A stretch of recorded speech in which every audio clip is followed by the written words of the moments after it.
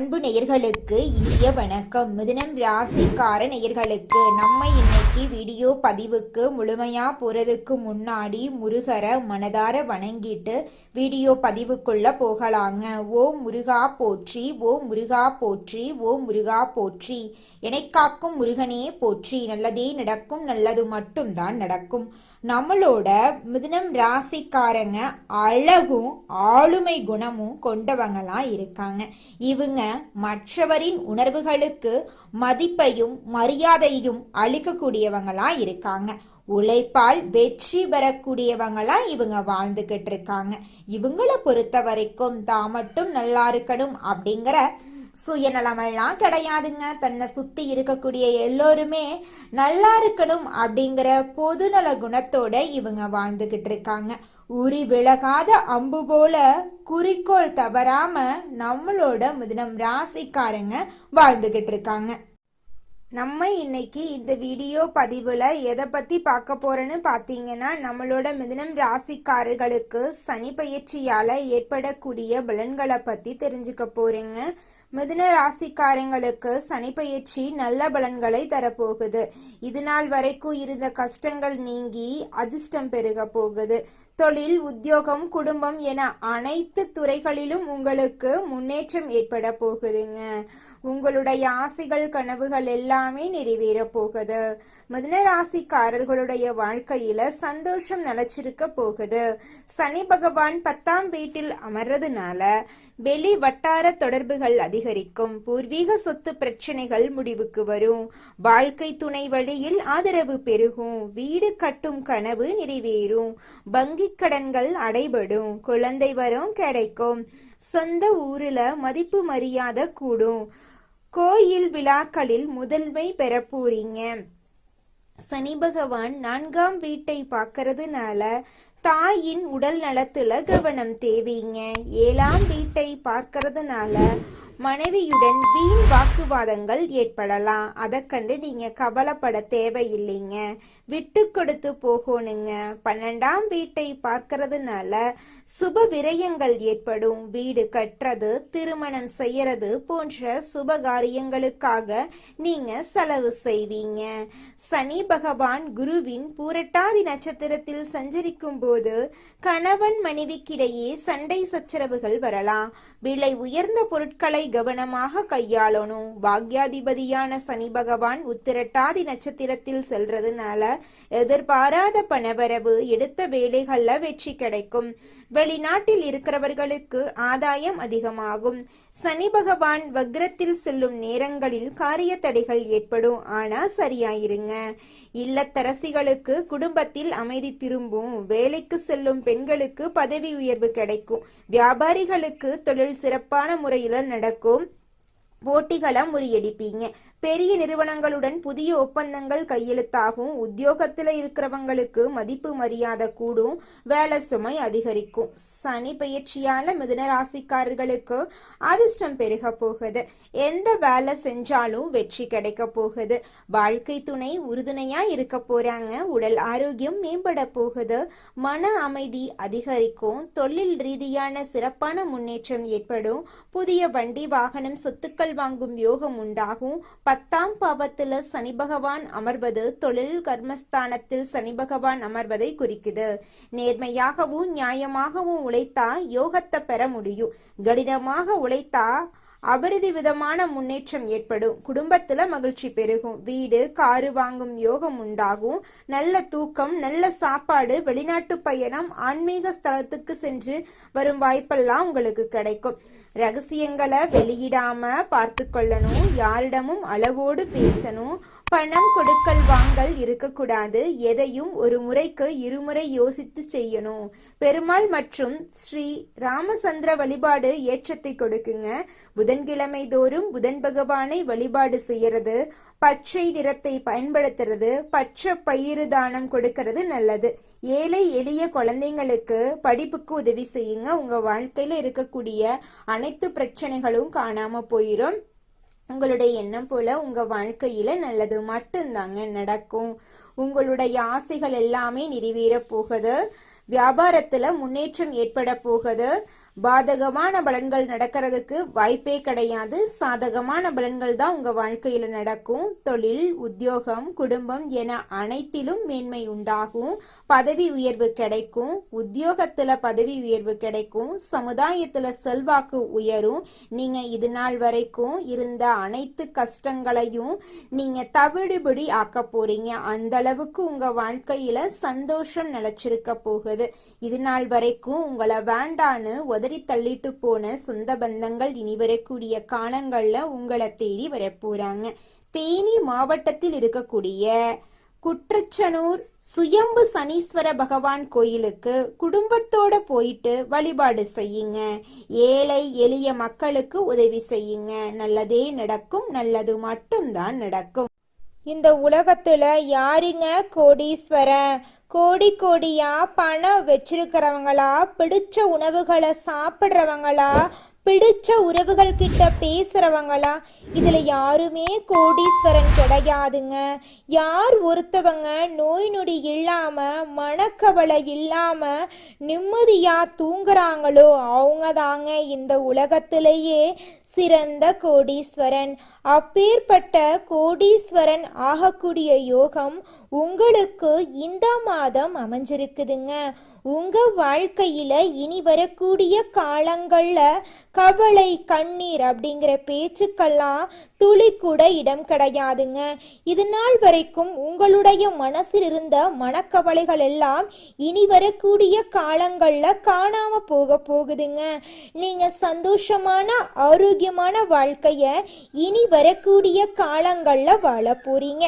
உங்க வாழ்க்கையில சந்தோஷம் நிலைச்சிருக்க போகுதுங்க. மிதுனம் ராசிக்காரர்களே, உங்களுக்கு இந்த சனிப்பெயர்ச்சியால பலவிதமான நன்மைகள் நடக்க போகுதுங்க. உங்களுடைய ஆசைகள், கனவுகள் எல்லாமே நிறைவேற போகுதுங்க. உங்க வாழ்க்கையில இருந்த அனைத்து பிரச்சனைகளுக்கும் படிப்படியா தீர்வு கிடைக்க போகுதுங்க. வேலை தொடர்பான நிலைத்தன்மை அதிகரிக்க போகுதுங்க. புதிய வேலை வாய்ப்புகள் உங்களுக்கு கிடைக்க போகுதுங்க. பதவி உயர்வு கிடைக்கிறதுக்கு வாய்ப்பு இருக்குதுங்க. சம்பள உயர்வு கிடைக்குங்க. கடின உழைப்புக்கு நல்ல பலன் உங்களுக்கு கிடைக்க போகுது. நீண்ட கால உங்களுடைய திட்டங்களுக்கு வெற்றி கிடைக்க போகுது. தொழில்ல அனுபவம், அறிவு அதிகமாக போகுது. சொத்து வாங்கும் வாய்ப்பு உங்களை தேடி வரப்போகுது. நலம், வீடு தொடர்பான லாபம் உங்களுக்கு அதிகரிக்க போகுது. பணத்தின் சேமிப்பு அதிகரிக்க போகுது.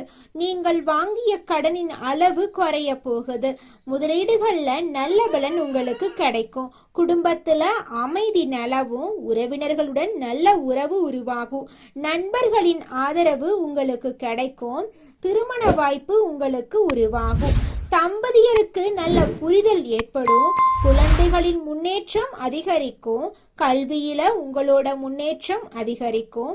வெளிநாட்டு வாய்ப்புகள் உங்களுக்கு கிடைக்கும். ஆன்மீக சிந்தனை அதிகரிக்கும். பொறுமை மற்றும் மன உறுதி வளர்ச்சியடையும். தீர்மான திறன் மேம்பட போகுதுங்க. பழைய பிரச்சனைகளுக்கு தீர்வு கிடைக்க போகுது. நீதிமன்ற வழக்குகள்ல சாதகமான முடிவு கிடைக்க போகுது. உங்களோட ஆரோக்கியம் மேம்பட போகுது. உங்களுடைய உடல்நிலை ஆரோக்கியமா இருக்க போகுது. உடல் சக்தி அதிகரிக்க போகுது. வாழ்க்கையில ஒழுக்கம் மற்றும் கட்டுப்பாடு வரப்போகுது. எதிரிகளை சமாளிக்கும் திறன் உயரப்போகுது. நீண்ட கால நலம் மற்றும் நிலையான வளர்ச்சி உங்களுக்கு கிடைக்க போகுதுங்க.